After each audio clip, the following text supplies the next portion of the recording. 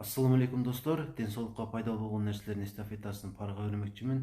Эгерде сиз мончого тез каттап, парга түшүптүрчү болсоңуз, организмиңизде кандай өзгөрүүлөр болорун айтып берейин. Эң оболу бул гормоналдык фонуңузга оң таасир этип, дофамин, серотонин өңдүү гормондорду кереңчи иштелип чыгышына себепчи болуп, маанайыңыз көтөрүңкү жүрүшүнө жана дагы токтоо болуп калышыңызга себепчи болот.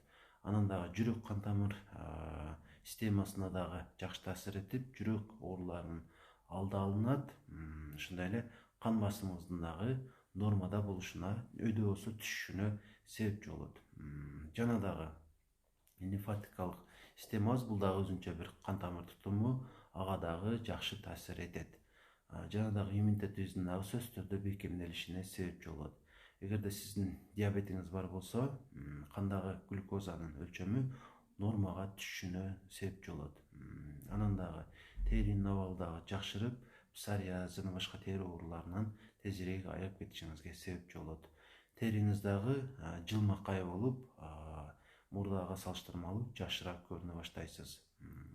Анан дагы эгерде сиз стрессте жүргөн болсоңуз, ушул нерсени дагы жеңилдетип, натыйжада стресстен арылгандан кийин ар кандай оорулар менен ооруп калуу мүмкүнчүлүгүңүз бир топ төмөндөйт. Мындан башка дагы пайдалары бар, мен эстешимче айтып бердим. Андыктан сунушум мүмкүн болушунча үйдө болсо өтө жакшы, ар күнү түзсөңүз деле эчтеке эмес. Анан дагы үйдө жок болсо тез ушул мончого барып парга түшүп турууну сунуштап кетмекчимин. Эскертип коюучу нерсе, айрыкча ушундай суук мезгилде пардан чыккандан кийин тезинен жылуу жерге унаа болсо унаа аркылуу тезирээк кеткен аракет кылыш керек. Болбосо тез эле шамалдап калып, өзүңүзгө тумоону ашырып алышыңыз мүмкүн. Ушул нерселерге дагы маани берип койсоңуз. Анан дагы бир-эки эстегенди айтып коеюн.